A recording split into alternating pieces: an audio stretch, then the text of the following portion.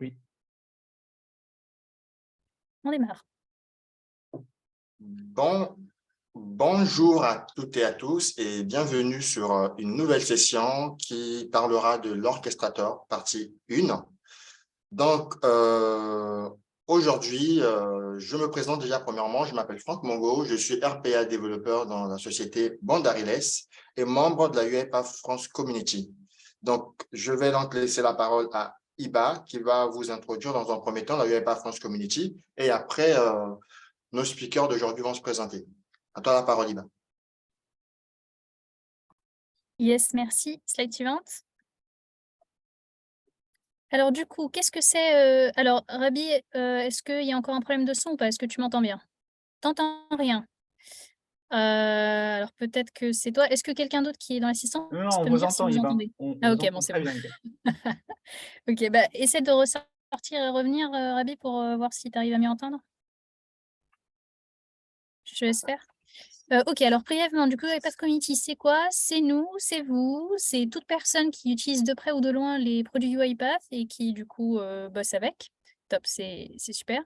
Donc, c'est 1,5 million de professionnels autour du monde qui, comme vous, comme nous, font de la RPA, même aujourd'hui de l'automatisation, et qui participent justement à l'esprit communautaire. C'est-à-dire, du coup, ils vont apprendre sur Académie, faire apprendre aussi, utiliser le forum pour poser des questions ou répondre. Ou participer justement à des événements comme ce qu'on est tous en train de faire aujourd'hui. Justement, à la slide suivante, on va faire un petit focus sur UiPath France Community. Donc aujourd'hui, c'est une quinzaine de personnes très actives qui justement organisent des événements. Si toi aussi, ça te dit de parler sur un sujet UiPath, eh bien n'hésite pas à devenir speaker à un événement ou même un écrivain d'article si tu n'es pas trop caméra. Pour en savoir plus, tu me contactes sur LinkedIn. Je vais mettre dans le chat tout à l'heure le LinkedIn et puis du coup le LinkedIn des autres aussi. Et si toi aussi tu as des idées d'événements ou des retours à nous faire, pareil, on vous envoie juste après le Google Forms pour avoir ces retours.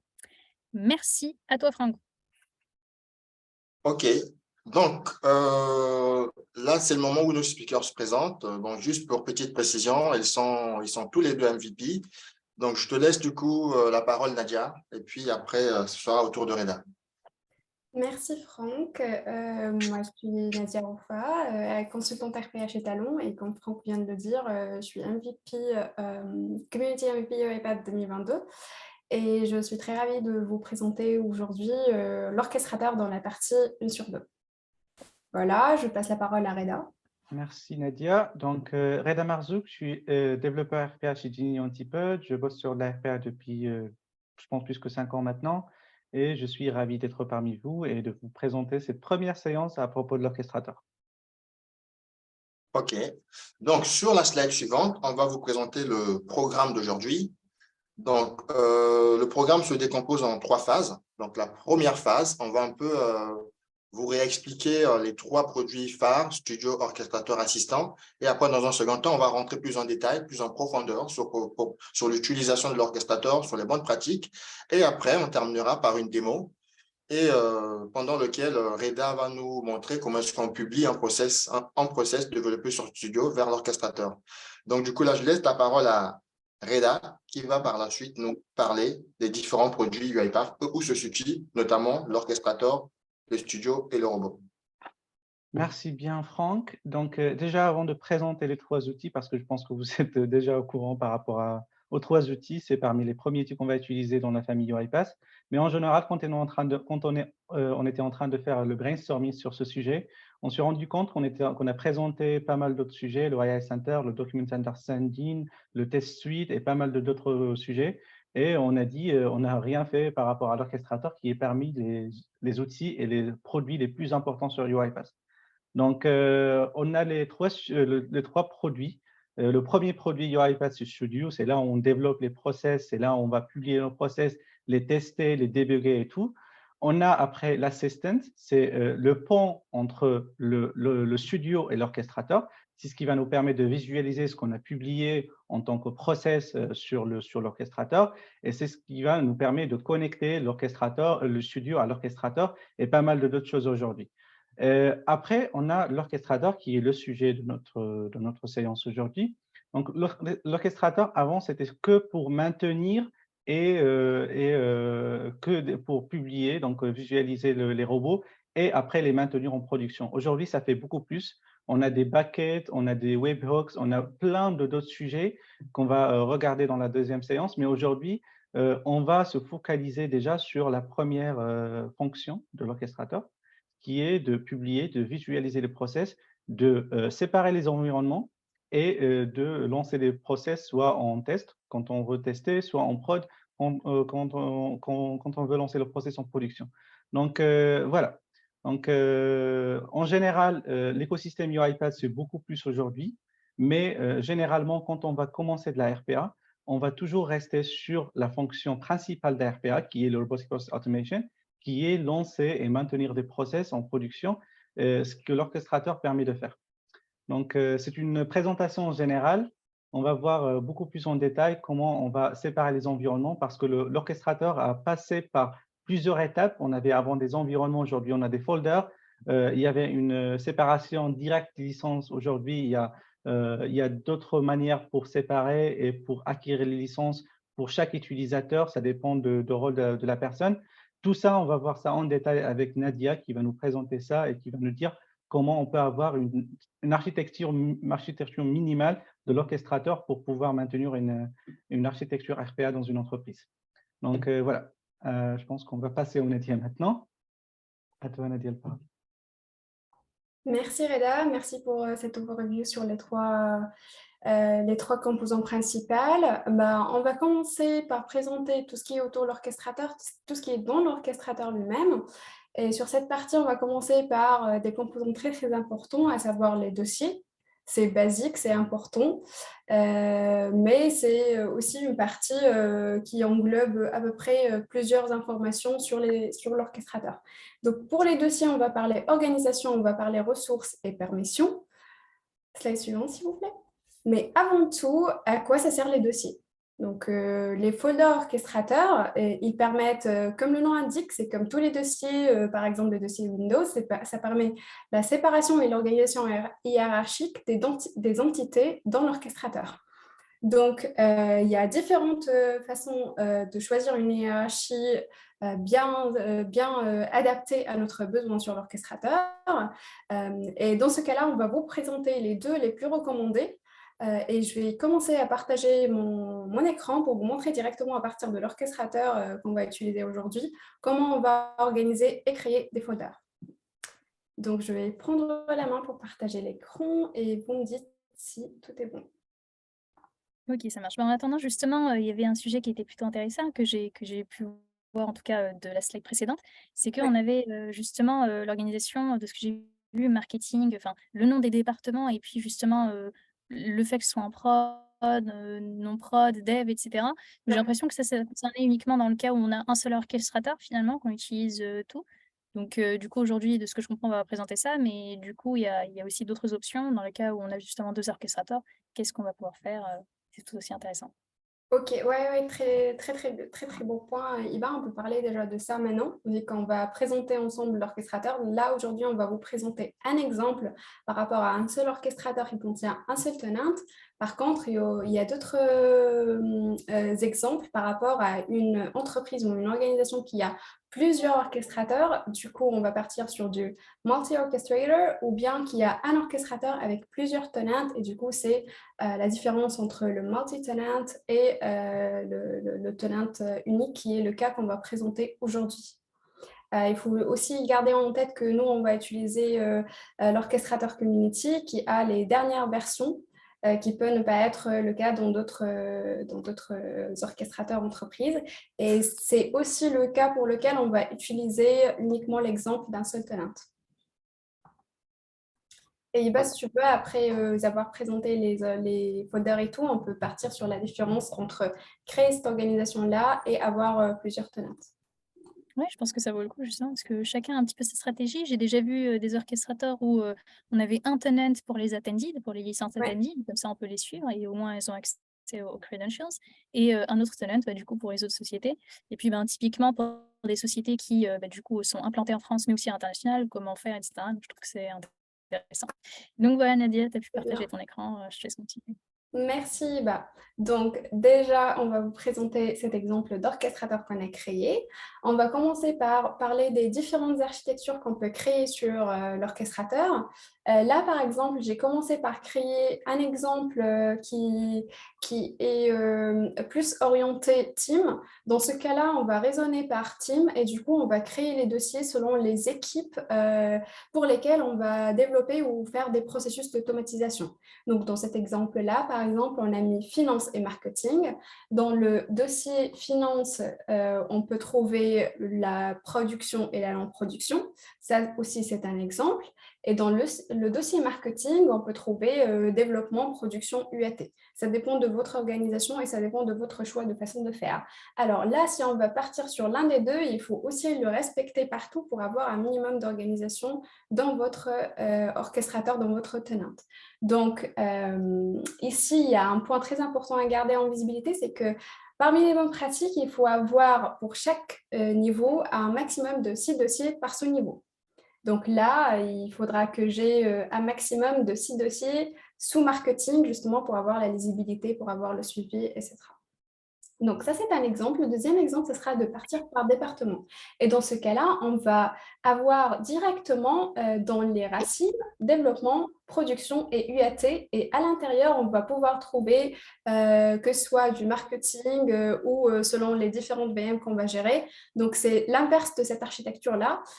Et c'est aussi une façon de faire et c'est très, très aussi recommandé parce que ça permet d'avoir justement la séparation entre les différents environnements qu'on va utiliser, à savoir développement UAT et prod, ou bien non-production, avec tout ce qui est développement UAT et production.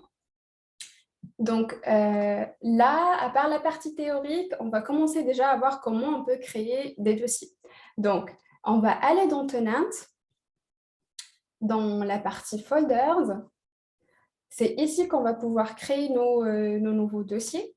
Et du coup, on clique tout simplement ici. On va choisir, comme on a choisi de prendre la logique de créer par team ici dans cet orchestrateur, on va continuer à faire cette pratique et on va créer un dossier pour la team HR. Donc là, ici, n'oubliez pas de mettre une petite description pour dire qu'est-ce que ce tenant représente, c'est quoi les données qu'on va trouver dedans.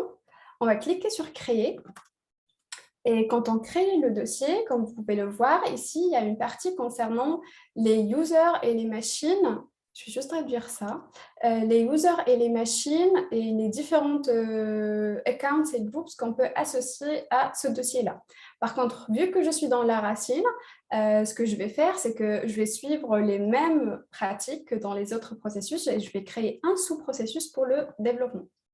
Un sous-dossier, pardon. Donc là, ça s'appelle dev ou développement, comme vous voulez. Pareil, une petite description, là, je passe très vite.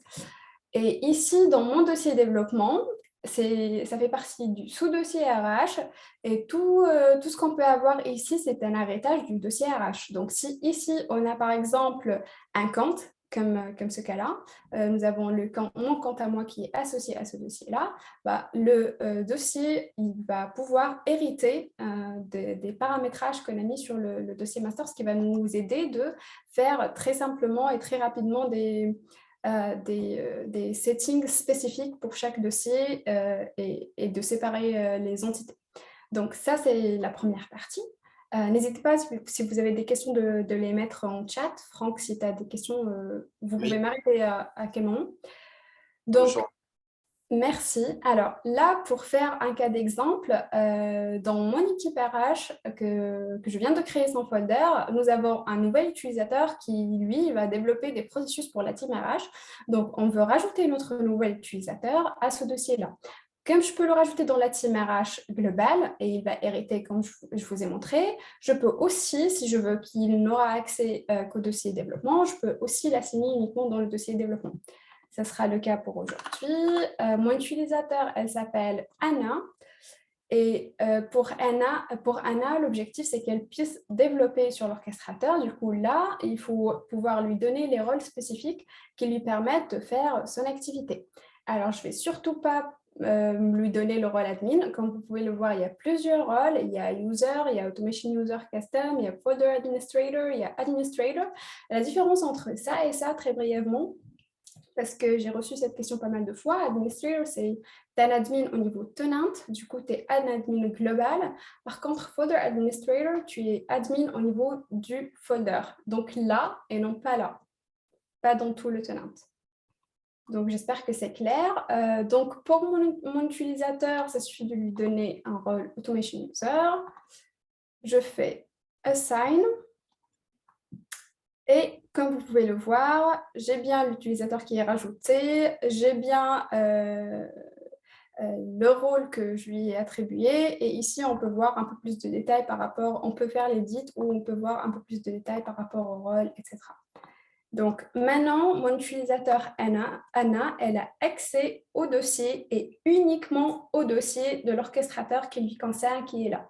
Si je vais dans l'équipe marketing, Anna, elle n'existe pas. Alors faites attention, comme je vous l'avais dit, ici Nadia, elle est administrateur, folder administrator, et c'est pour cette raison qu'elle apparaît partout. Je parle de moi, oui. Et du coup, un peu partout dans les autres teams, on ne va pas pouvoir trouver Anna parce qu'on l'a rajouté uniquement ici. Et c'est ça exactement l'objectif d'avoir des dossiers séparés par département ou par team. Donc, comme je viens de rajouter mon utilisateur, la question qui se pose, est-ce que maintenant mon utilisateur, il peut développer est-ce que Anna, elle a la capacité de développer depuis son studio sur tout ce qui existe sur ce dossier-là? La question, c'est non, parce qu'elle n'est pas connectée à l'orchestrateur. Pour la connecter à l'orchestrateur, on a besoin que sa machine qu'elle utilise pour les développements, elle soit connectée et elle soit aussi affectée au dossier. Donc maintenant, ce qu'on doit faire, c'est ajouter les machines. Sauf que notre machine, elle n'est pas créée. Donc en premier lieu, on va aller créer la machine d'Anna, puis l'affecter dans le dossier nécessaire. Juste avant, j'ai une question qui me vient à l'esprit. Donc là, on vient de rajouter un user sur lequel on a attribué un rôle. Donc, en ce net moment, est-ce que le user peut se connecter sur l'orchestrateur avec un autre PC, par exemple, et avoir accès à ce qui se trouve dans le folder? Bien sûr, bien donc, sûr. OK, donc ça voudrait dire qu'actuellement, le user pourrait se connecter. Toutefois, sa machine, via son studio, n'a pas encore accès à l'orchestrateur. C'est bien ça? Tout à fait, tout à fait. Aujourd'hui, mon utilisateur, il peut se connecter à l'orchestrateur et d'un point de vue visibilité, il ne pourra voir que ce dossier-là, sur lequel il va pouvoir accéder à toutes les entités, tout ce qui existe sur le dossier, selon les permissions et le rôle que je viens de lui attribuer. OK, d'accord. Et une deuxième question, est-ce que, donc là, on a mis le user, en fait, on l'a mis en automation user. Est-ce qu'il existe d'autres rôles pour des RPA dev à l'intérieur de l'orchestrateur qu'on peut attribuer, ou bien quand on est dev, on doit forcément le rajouter en tant qu'automation user? Non, il existe bien évidemment d'autres rôles et il y a aussi la possibilité de créer des rôles custom qui te permettent de choisir parmi une liste de choix quels sont les accès que tu souhaites donner à cet utilisateur-là, quelles sont les permissions et quels sont les droits qu'il puisse avoir. À savoir, est-ce qu'il a par exemple le droit d'accéder à tel dossier? Est-ce qu'il a le droit d'avoir une visibilité sur les logs? Est-ce qu'il a le droit d'accéder à la queue ou pas? Donc tout ça, on peut le définir très spécifiquement dans l'orchestrateur et c'est à gérer selon chaque entreprise comment elle fait son travail.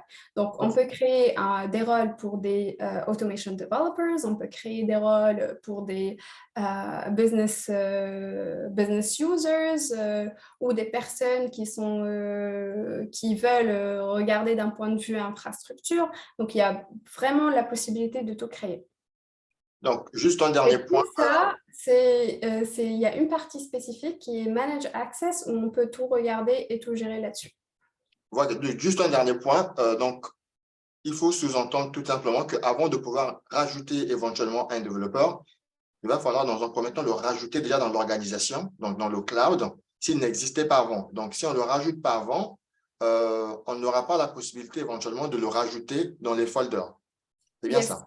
Tout à fait. Maintenant, mon utilisateur, je l'ai à l'avance créé pour ne pas perdre du temps. Je l'ai rajouté. Tout simplement, je lui ai envoyé une invitation pour accepter de rejoindre cette organisation. Et du coup, j'ai mon utilisateur qui est bien là. Donc, pour faire ça, il suffit d'aller dans le tenant, dans l'organisation spécifique, Access Manager, Manage Access, pardon. Et là, il y a les rôles spécifiques qu'on peut assigner aux users. Donc, il y a différents groupes, Automation Developer, Administrator, Automation User, Everyone. Ça, c'est le vraiment basique. Genre, il peut se connecter, mais il n'a pas forcément de droit pour faire ou voir quoi que ce soit. Et on a la possibilité de choisir selon ce que la personne doit avoir comme accès et doit faire sur l'orchestrateur. Ok, merci. J'en profite justement pour dire, parce qu'il y a quelque chose d'intéressant, c'était au niveau des rôles. Personnellement, moi, je ne suis pas satisfaite des rôles qu'il y a par défaut au niveau du UiPath. À chaque fois, j'essaie de les customiser. Alors, on peut faire... Qu'est-ce que tu fais? C'est pareil, c'est... Ok, genre par exemple, pour Anna, on va continuer à faire tout ça. Je peux soit sélectionner parmi l'exemple qui sont présents, soit créer complètement un nouveau rôle. Et ça, il faut faire attention, c'est que les personnes qui ont les droits d'être administrateurs sur le tenant, qui ont la possibilité d'avoir accès à cette fenêtre et de créer des nouveaux rôles. Donc, par exemple, pour Anna, je veux qu'elle soit Automation Developer ou bien tout simplement développeur. Voilà, ça c'est le nom de mon nouveau rôle. Et là, je peux choisir parmi tout ce qui est présent, quelles sont les permissions que je vais donner à Anna. Je vais dire qu'elle peut voir tout, sauf les audits, par exemple. Elle peut éditer tout. Il y a des choses qu'on ne peut pas éditer, bien évidemment. Et voilà, ça dépend du rôle de la personne. On peut choisir. Donc là, par exemple, elle peut tout éditer, sauf les machines. Je peux faire comme ça. Elle peut tout créer, mais je ne veux pas qu'elle puisse créer des dossiers, par exemple. Je veux que les dossiers restent organisés de façon spécifique et du coup que les admins, c'est juste eux qui vont les gérer. Et voilà, je lui laisse tous les accès et je veux qu'elle supprime rien du tout. Donc, pour moi, ça sera comme ça. Ou bien, je peux rajouter, par exemple, qu'elle puisse supprimer des librairies ou quelque chose comme ça. Et je clique tout simplement sur Create, là, voilà, une petite confirmation. Et comme ça, maintenant, j'ai le rôle développeur que je peux attribuer à Anna. Donc, je peux Justement, continuer. le fait d'empêcher justement la case supprimer, je pense que c'est un truc commun. À chaque fois, justement, par défaut, on supprime la ligne en se disant personne ne supprime. Je préfère que les gens viennent me voir, me disent Iba, j'ai fait une connerie, est-ce que tu peux supprimer?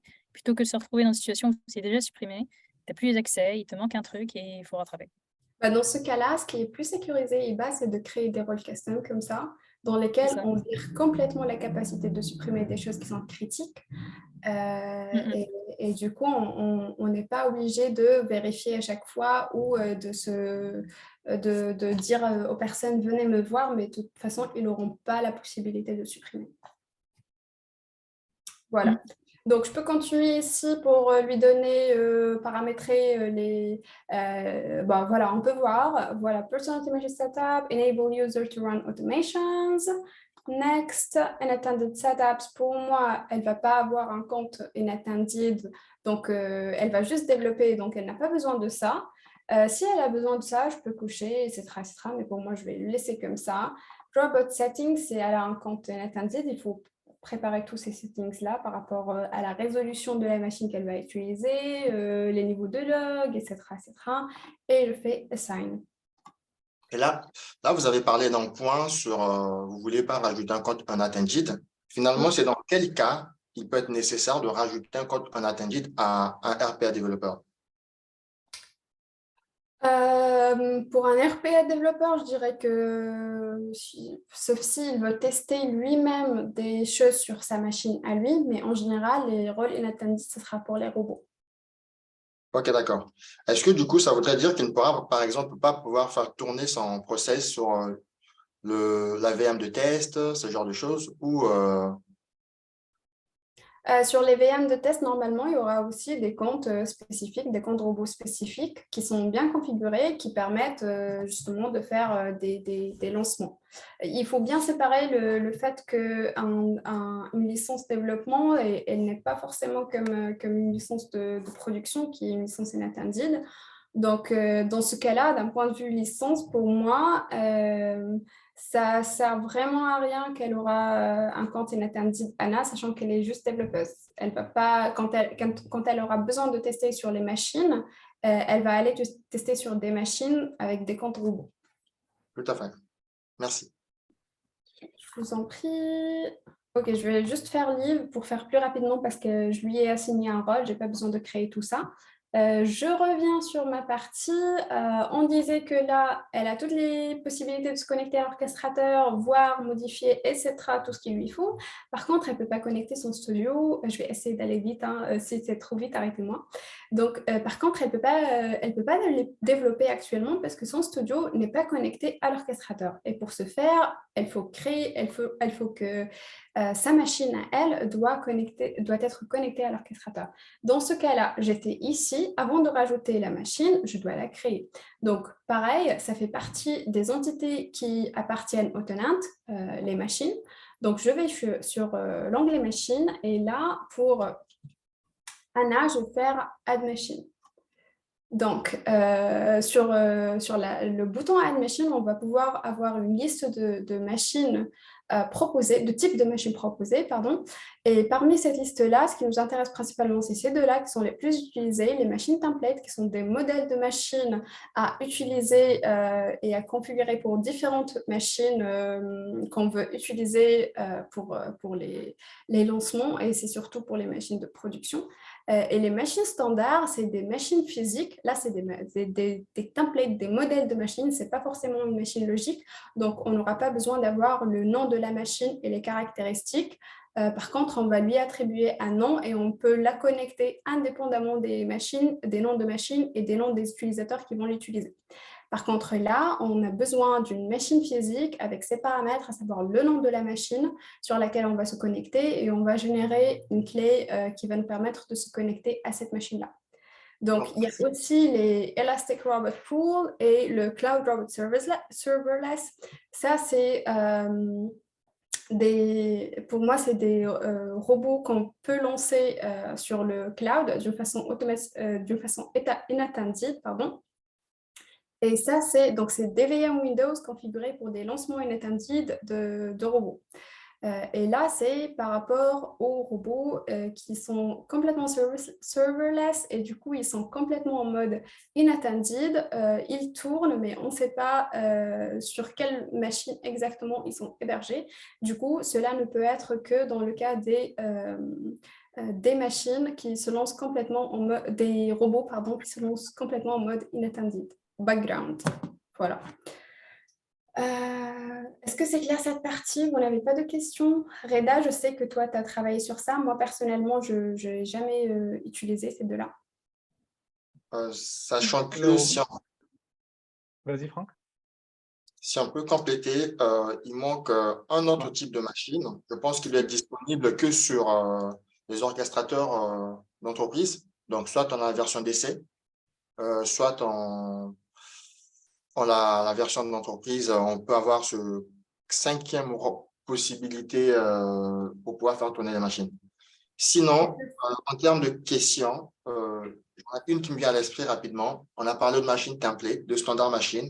On a bien saisi la différence. Si je passe par un cas concret, par un exemple, si j'attribue la machine de mon développeur, en tout cas, je l'associe à une machine template, ça voudrait dire, si demain, j'ai un autre développeur qui arrive, je n'ai pas à recréer une machine, étant donné que j'avais déjà créé ce modèle, et j'ai juste à reconnecter le nouveau développeur à ce nouveau modèle, on va à cette nouvelle machine template. Yes. Donc, la nouvelle machine à la machine template qui a déjà été créée. Oui, c'est un bon exemple. Oui, c'est ça. L'objectif, c'est que tu puisses le connecter sur différentes machines qui ont les mêmes caractéristiques sans forcément se baser sur de quelle machine physique il s'agit. Donc, c'est un modèle que tu peux le connecter aujourd'hui sur cette machine, demain sur l'autre. Ok, d'accord, c'est clair. Donc, la dernière chose seulement pour compléter, par rapport, parce que en fait, c'est très important ce que Franck a dit. Lorsqu'on a une licence entreprise, lorsqu'on a une version entreprise, là, on va avoir le Cloud Robot sans serverless à la fin, comme 5e. Le serverless, on a pour la version community, on a un unit robots qui sont limités à 300. Donc, si on va lancer une process en background, ça va commencer à consommer rapidement les unit robots. Et il faut faire attention parce qu'on n'a pas, c'est pas illimité, mais ça se renouvelle à chaque fois. Pour les cloud robots, ce sont des clouds hébergés dans Azure. Donc, c'est pas AWS, c'est pas d'autres, c'est Azure. Sur des VM normales Azure. Voilà. Merci Reda pour les informations. Bon, voilà, on peut continuer pour créer la machine d'Anna parce qu'elle a hâte de commencer à développer. Donc, vu que Anna elle a une machine physique, on va lui créer justement une machine standard. Et ici, il faut spécifier le nom de la machine qu'elle puise. Alors, il y a deux façons principales de faire. Soit qu'on va aller sur les paramètres de la machine et on va prendre le nom de la machine, soit qu'on peut directement aller sur l'assistant et on va trouver exactement ce qu'on cherche ici, dans la partie préférences. Alors juste, je pense que tu partages uniquement ton... Je repartage alors.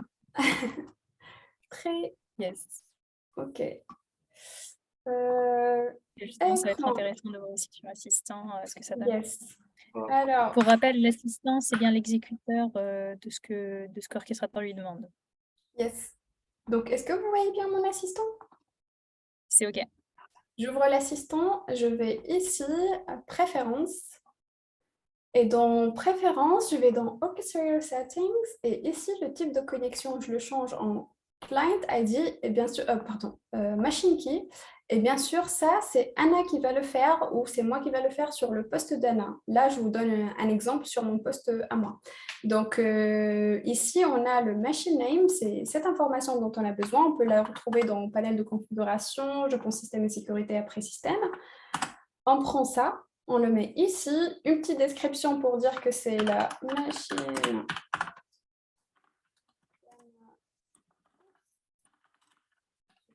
Elle a un très bon nom.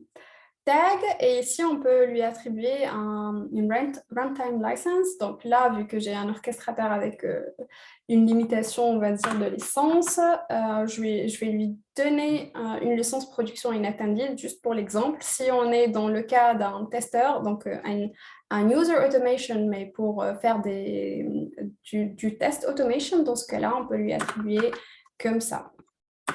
Ça dépend aussi de c'est quoi ton cas de figure et pourquoi tu vas ajouter des licences pour cette personne, qu'est-ce qu'elle va faire à la fin. Donc ici, c'est 0, provision. Et comme vous pouvez le voir, j'ai bien créé ma machine. Il m'affecte, là, c'est le nom de machine, il m'affecte un machine key, client ID et machine key, et ça, c'est le client secret. Donc, pour qu'on connecte la machine d'Anna, on va aller, soit je lui envoie ça pour qu'elle se connecte, soit qu'elle va aller ici sur son assistant, elle va copier, si c'est elle qui a créé sa machine, copier le client ID, puis elle revient ici, elle met le machine key, et pour l'URL orchestrateur, on prend toute cette partie-là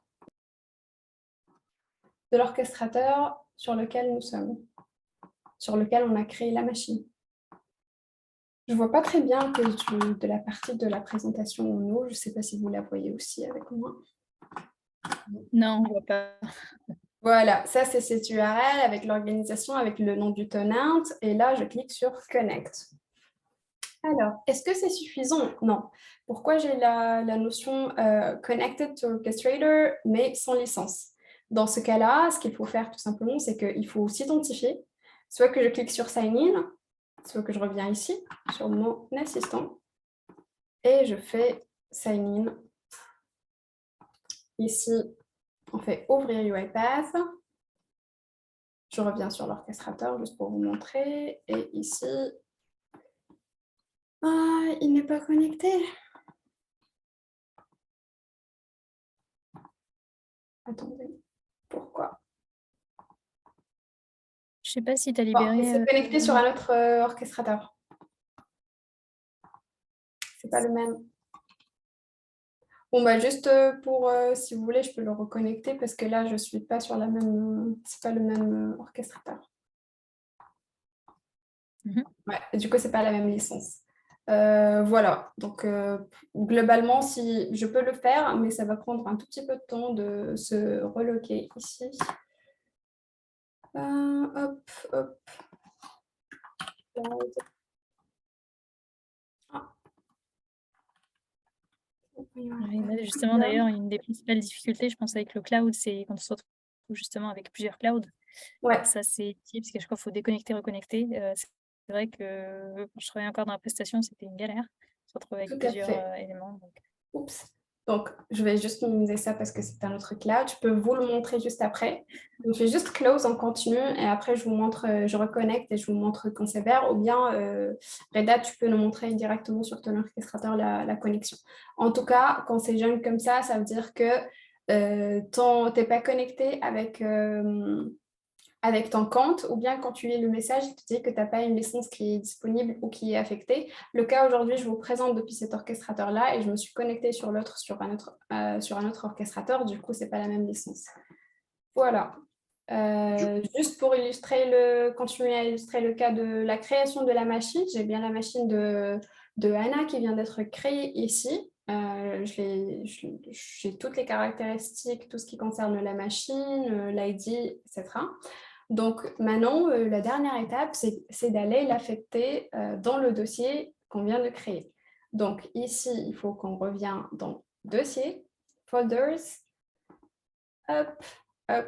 Soit que je peux la créer ici dans le team HR team, soit que je me dis c'est une machine de développement, je veux qu'elle soit complètement ici dans le folder de développement et dans ce cas-là, je fais machine et je la rajoute uniquement ici. Donc voilà, c'est ma machine que je viens de créer.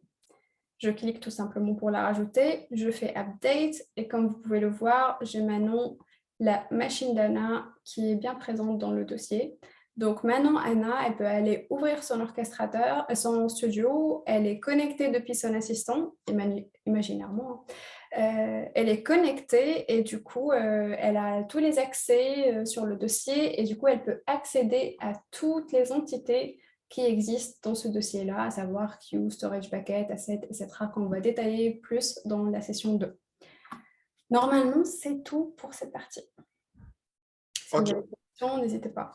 C'était très bien, merci beaucoup. On va essayer de laisser la possibilité aux gens de poser éventuellement des questions. C'était une partie assez riche, dense, beaucoup d'informations. Est-ce qu'il y en a qui veulent soit poser par écrit leurs questions, comme ça je pourrai le lire, ou tout simplement désactiver leur micro pour éventuellement avoir un moment d'échange sur ce point précis, en tout cas sur ces points précis. Ok, juste un petit moment, j'arrête le partage, je connecte mon orchestrateur pour reconnecter l'assistant et je vous montre ça pour que ça soit complet. Ok, il n'y a pas de souci.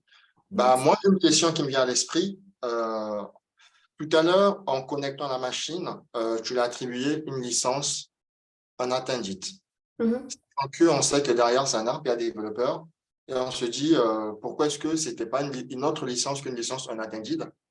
Comme vous pouvez le voir, je n'avais pas la possibilité de choisir d'autres parce que justement, je n'avais pas. Donc, ça dépend du nombre de licences que tu as sur ton orchestrateur, ça dépend des types des licences. Si tu n'as pas des licences de testing, si tu es en entreprise, tu n'auras pas la partie testing qui va s'afficher. Donc, dans ce cas-là, c'était vraiment un exemple. J'étais obligée de choisir parce que c'était la seule licence de développement qui était possible.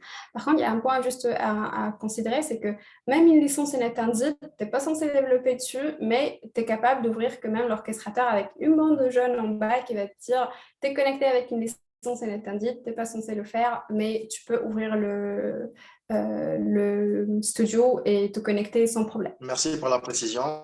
Une seconde question, je pense aussi une dernière sur cette partie. Sur une version d'avant, généralement, quand on connectait la machine, on avait deux barres. On avait la barre qui nous disait licence de production, unattended, et licence de non-production. Je ne sais pas si depuis la mise à jour, ça a disparu. Est-ce que tu as une explication à ça? Est-ce que c'est juste une disparition liée à la mise à jour, que tout se fait maintenant sur une seule barre et puis on sélectionne la licence? Ou c'est dû à ton environnement, ou c'est dû à nos environnements qui font qu'on n'a plus cette barre qui nous proposait de rajouter des licences de non-production? Alors, normalement, avec une licence inattendue, tu auras une licence non-production, justement. Par contre, là, il faut considérer que nous sommes sur la community. Ça peut être juste un changement sur les orchestrateurs community, qu'on n'a pas la possibilité d'avoir des licences inattendues. Il y a aussi une deuxième hypothèse, je vous donne juste les hypothèses parce que je n'ai pas la confirmation de ce point-là.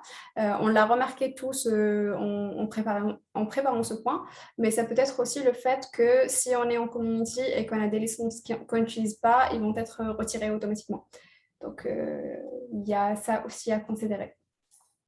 Après, on ne sait pas si c'est une différence qui est partagée avec l'ensemble de la communauté actuellement présente. S'ils ont des commentaires à faire sur ce point-là, est-ce qu'eux, ils ont encore la barre des licences non production ou c'est aussi disparu de leur côté? En tout cas, ça sera un témoignage intéressant à voir. Voilà. Donc là, je vais partager mon écran pour vous montrer déjà la démonstration, la dernière démonstration pour… Pardon, Iva, il y a d'autres questions? Ouais, non, c'est pas ça, c'est que tu as départagé ton écran. Genre, tout à l'heure, tu étais dessus, tu étais en train de partager et là, tu as départagé. Oui, c'est parce que mon PC, c'était très, très lent. Donc, je me suis dit peut-être que je vais régler quelques problèmes avant de repartager, mais je vais partager maintenant. Mon Ok, PC, il ne peut pas avec le Windows on passe à 11 la que je deuxième viens phase. d'installer. Franck, Ok, tu veux je introduire? repartage. OK. Franck, tu veux introduire? OK. Donc, Reda, cette fois-ci, va nous donc partager une partie encore pratique, hein, comme on l'a vu tout à l'heure, et qui va notamment se focaliser sur comment est-ce que, une fois qu'on a créé le folder, qu'on a créé et déclaré notre RPA développeur, comment est-ce que maintenant notre RPA développeur va publier son process qu'il a développé sur son studio vers l'orchestrateur. Donc, Reda va revenir vers cette partie-là et ça sera l'occasion pour nous de voir les différentes subtilités, des points sur lesquels on doit faire attention. Donc, à toi, Reda. Merci bien. Donc là, on a vu en fait toute la partie architecture, toute la partie qui nous permet de diviser la logique, soit par environnement, soit par département ou d'autres. Donc là, en fait, ce qu'on va faire, c'est on va tout simplement créer un process très simple. D'ailleurs, c'est le même process calculateur qui permet d'ouvrir la calculatrice et ajouter des nombres, 5 plus 4 pour donner 9, et on va publier ce process vers l'orchestrateur pour, à la fin, le lancer à partir de l'orchestrateur pour faire une première démonstration par rapport à comment on va lancer un process pour la première fois depuis l'orchestrateur et pas depuis le studio. Donc là, on est sur le studio. On a un process très simple, comme je viens de dire. Sur le calculateur, il va l'ouvrir, il va sommer de nombres. Après, on va vers l'orchestrateur pour après le publier. Donc là, quand on va développer notre process, le plus important, c'est après le développement de notre process, on va cliquer sur ce bouton Publish qui est sur le design. Donc, Publish. UiPath, il va nous afficher ce window et on a plusieurs configurations. Donc là, déjà, le name de package, donc le nom de package, c'est conseillé de ne pas le changer à chaque fois, de le garder pour pouvoir suivre les versions d'une façon plus claire. Après, on a Ouais, l'icône. je me permets, Oui, je pense que là aussi, il y a une stratégie, je sais pas, peut-être moment retour d'expérience. Moi, les package names, j'oblige justement à ce qu'ils écrivent une certaine nomenclature. Genre, je veux plus de nom de process parce que tu peux trouver plein de process qui sont identiques. Chacun m'écrit à sa sauce quelque chose. Donc, je sais pas pour vous, mais moi, j'impose typiquement l'acronyme de la société, point le numéro de GitLab, parce que les projets, pour moi, c'est obligé que ça soit mis sur GitLab. Point, si c'est un dispatcher ou un performer, point le nom de leur projet que eux ils veulent. Comme ça, moi, je peux suivre, je peux retrouver facilement l'équivalent du code sur GitLab et aussi, quand je veux voir un process pour une société, j'écris SFS point et je vois. ouais. Alors, chacun a son nomenclature. Normalement, ce que je fais aujourd'hui, maintenant, en production pour des vrais clients, c'est j'ajoute le nombre de process en premier. Donc, P001, par exemple, c'est le premier process. Tirer le nom de la société, donc Company One, par exemple.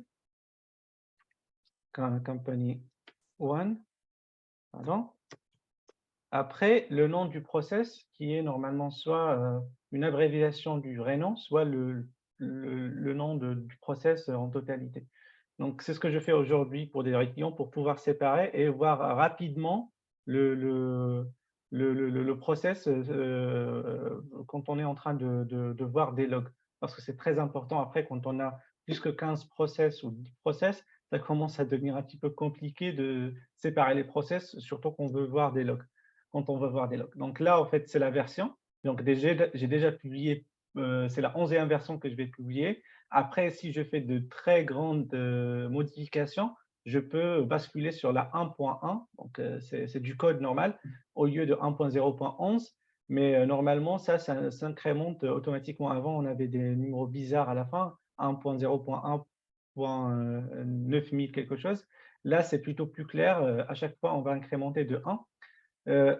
L'icône, je n'ai jamais fait, mais si vous voulez avoir une icône, si on va publier quelque chose sur le marketplace, c'est bien d'ajouter des icônes.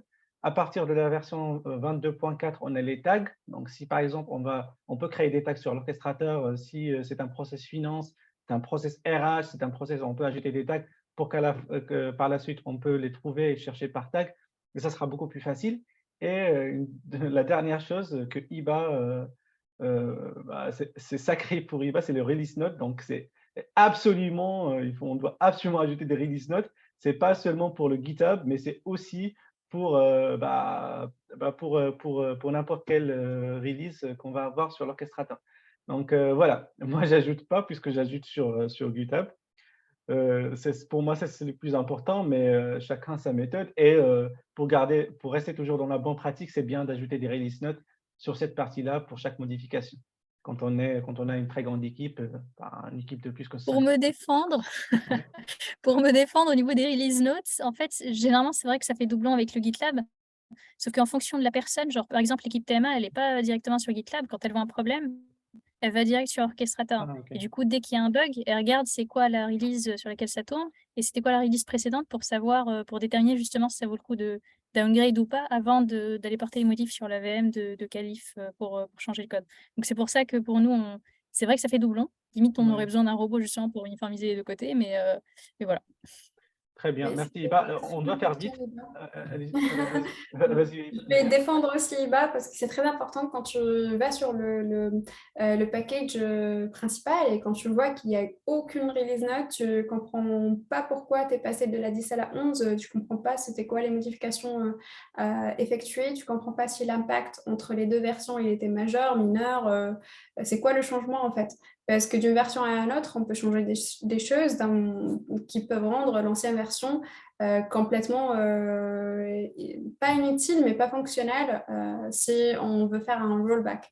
Donc, c'est très, très, très important de rajouter aussi les release notes pour avoir un minimum de visibilité sur l'orchestrateur. Merci bien, Nadia. Il nous reste 10 minutes, donc on doit faire très vite parce qu'on doit lancer le process. Donc là, on va choisir soit tenant, soit personnel, soit custom. Si on veut, par exemple, l'avoir sur Drive ou en local, il va nous générer un fichier Nugget Package qu'on peut par la suite le copier-coller sur d'autres machines.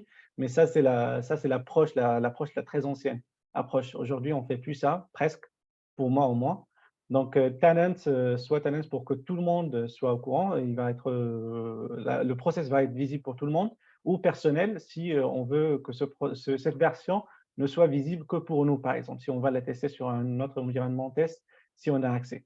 Donc là, la certificat, je ne l'ai jamais fait moi-même, mais si on va, par exemple, toujours avoir quelque chose sur le marketplace pour que ça soit utilisé à l'extérieur de notre société, là, en fait, c'est bien d'ajouter des certificats. Je pense qu'il y a des sites où on peut générer des certificats MIT ou d'autres certificats automatiquement avec des passwords que, selon IBA, rend la chose beaucoup plus compliquée. Donc là, je reviens. Je vais cliquer sur Publish, il n'y a pas de souci, pour avoir la dernière version, la 1.11. Très bien. Donc, je vais vers l'orchestrateur. Donc, il a fait Publish. Donc, voilà, succès. On va vers l'orchestrateur et là, en fait, j'ai créé déjà un folder. Je ne respecte pas le dev, test et prod, mais voilà. J'ai créé un folder qu'on va directement ajouter un process là-dessus. Donc là, on va, pour la première fois-ci, ce sera la première fois où on va ajouter un process qu'on vient de publier sur un dossier. On va cliquer sur Add Process et là, il va nous dire c'est quoi le process qu'on va ajouter. Donc, on va choisir Demo Publish Orchestrator. C'est ça le process que je viens d'ajouter. La dernière version, c'est bien la 1.0.11. Et on a une erreur qu'on va voir par la suite. Donc, l'erreur dans ce cas-là, c'est ce que je viens d'ajouter, c'est le Get Asset. Donc là, on a un Get Asset et on a ajouté un asset qui n'existe pas sur l'orchestrateur. Ça, c'est seulement pour montrer le cas où on va avoir une erreur sur cette partie-là, sur le package requirements. Donc là, ce n'est pas très important parce que nous, on ne va pas utiliser l'asset, mais c'est très important de comprendre pourquoi ce package requirements existe. Ce n'est pas pour, pas pour les librairies, mais c'est plutôt pour les assets, les buckets, où c'est quelque chose qui est manquant sur ces deux choses-là. Donc là, on va passer vers le additional settings. À la fin, voilà, si on veut un display name qui est un peu différent, si on veut que le process soit arrêtable depuis l'assistant, on a plusieurs configurations que ça va de soi, on n'a pas besoin d'expliquer ça, si on va ajouter des tags aussi. Donc là, on va cliquer sur Create.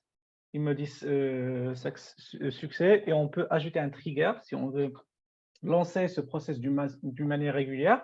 On peut l'ajouter maintenant. On peut le lancer maintenant.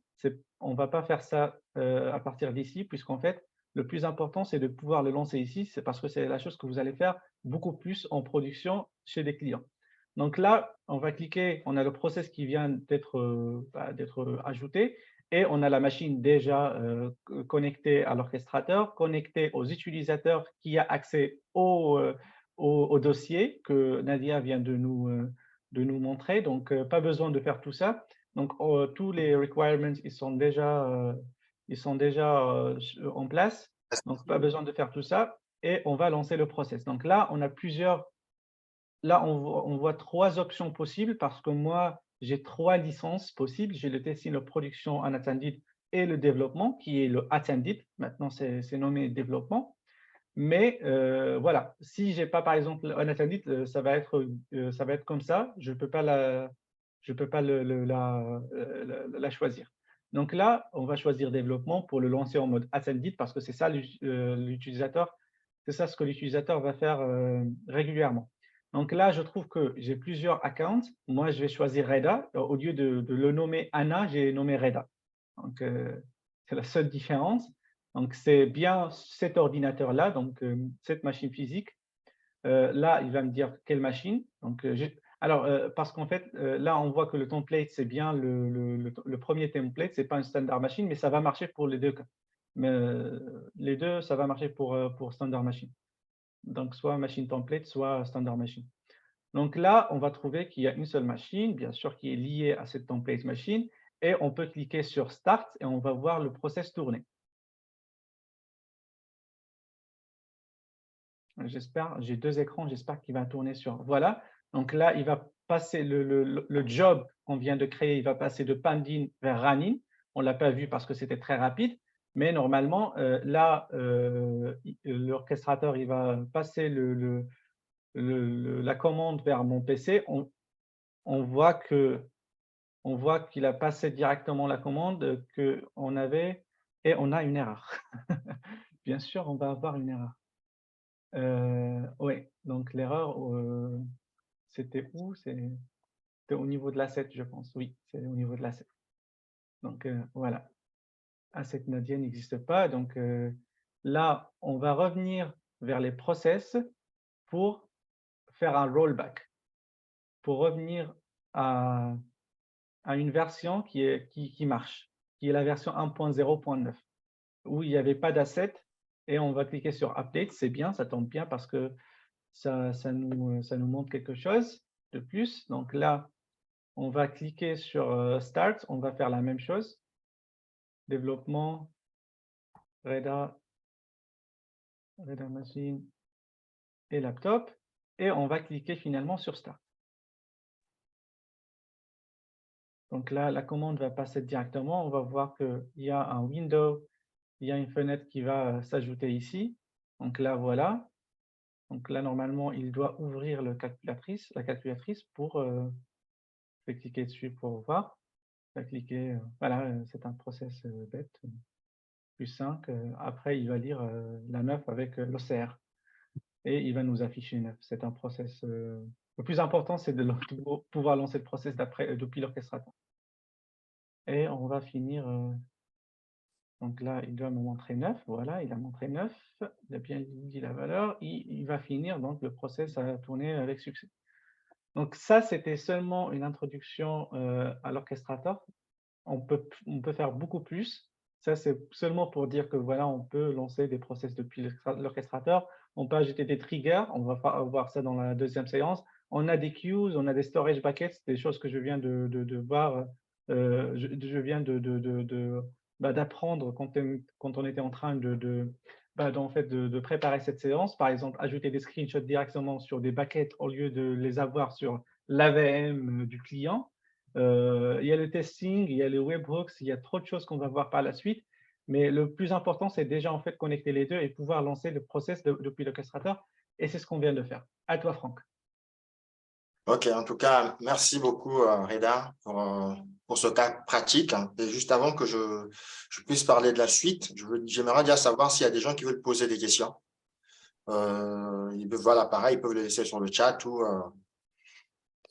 ou décrocher leur micro directement. Donc, merci en tout cas de nous avoir déjà présenté tout ça. Moi aussi, j'ai appris des choses pendant cette préparation. Donc, ce qui est important à savoir, qu'il existe une seconde partie qui parlera aussi de l'orchestrateur, dans lequel on va aller plus en détail. Donc, n'hésitez pas à revenir pour pouvoir compléter cet apprentissage. Sinon, pour la suite, si je peux juste avoir la slide pour pouvoir parler de la suite. Yes. Ah, pardon, je vais partager mon écran. Ouais. Pas de souci. Et aussi, j'en profite parce que moi, pour le coup, j'ai une question. Reda, dès que tu as ton studio, parce que justement, Nadia nous a dit que voilà, son assistant elle peut le connecter à Orchestrator et hop, toi, quand tu ouvres ton studio, comment est-ce que tu as une preuve visuelle que c'est connecté Ah, OK. à Orchestrator? Alors là, je n'ai pas montré, mais normalement, c'est ça. Donc là, quand on ouvre le studio, on a accès à tous les folders de notre orchestrateur. Et on arrive à voir ici que l'orchestrateur il est bien lié avec le bon URL. Donc là, j'ai l'orchestrateur URL qui est montré ici, si vous pouvez le voir. Et je peux changer le folder. Par exemple, là, si on va vers le data, qui est un nouveau onglet ajouté dans la dernière version 2022.4, et on va vers, par exemple, Asset. Si je change si je change le folder, il va me montrer les assets du folder. Donc là, si je vais à l'orchestrateur et je vais vers Modern Folder, et je vais vers Asset, sur le Modern Folder, je vois bien qu'on a 3 assets sur le Modern Folder. Si je vais vers Demo France Community et je n'ai pas d'asset. Donc, je peux confirmer ça. Si je suis sur le Modern Folder, j'ai 3 assets. Si je change vers le Demo France Community, je n'ai pas d'asset. Donc, j'ai un process. Oui, c'est le process, mais je n'ai pas d'asset. Donc, voilà. C'est une manière pour vérifier qu'on est sur le bon orchestrateur parce que pas mal de fois, on est connecté, mais on n'est pas connecté sur le bon orchestrateur. Et juste pour compléter, si on prend l'explication qu'a donnée Nadia tout à l'heure, nous, si on se base de notre dev qui n'a accès qu'à un seul folder, ça voudrait aussi dire sa machine étant donné a été créée sur ce folder-là, il n'aura accès qu'aux assets et queues de ce folder. Donc, il n'aura pas accès à tous les assets comme a pu l'avoir Reda, qui a tous les droits sur sa machine. Oui, la séparation est bien faite. C'est pour ça, en fait, la nouvelle version, c'est beaucoup mieux par rapport aux anciennes versions UiPath. Ok, merci Reda. Donc, merci à toutes et à tous d'être venus et puis de continuer à venir sur l'ensemble des événements. Donc, il y a toujours des choses intéressantes qui arrivent dans le futur et pour cela, je laisserai la parole à Iba qui va nous parler de toutes les bonnes choses qui arrivent dans les prochains jours. À toi la parole, Iba. Yes, alors du coup, déjà en premier, restons en contact. Donc, vous avez l'URL community.uipath.com/pairace qui va vous permettre justement de vous abonner aux prochains événements. Comme ça, quand on les publie directement, vous y avez accès. Vous pouvez d'ores et déjà vous inscrire. Et du coup, à la slide suivante, du coup, je vous invite aux 2 événements suivants. Vraiment, j'insiste, je compte sur votre venue, surtout au Community Cocktail by Paris 2. On a fait une première édition, donc pour vous donner une idée, en fait, on essaie de faire un cocktail par quadrimestre. Là, c'est notre 2e, et compte tenu du succès du premier, on compte sur vous. On a hâte de vous voir. Donc cette année, du coup, là, ce sera en décembre à La Défense, 18h30, le 1er décembre, c'est un jeudi. Voilà. À très bientôt et surtout, n'oubliez pas l'orchestrateur partie 2 sur 2, là où on va justement voir le reste des fonctionnalités de l'orchestrateur, les triggers, les storage buckets, les webhooks, tout ça, compte sur vous. Merci à tous. Merci à tous. Merci. J'arrête.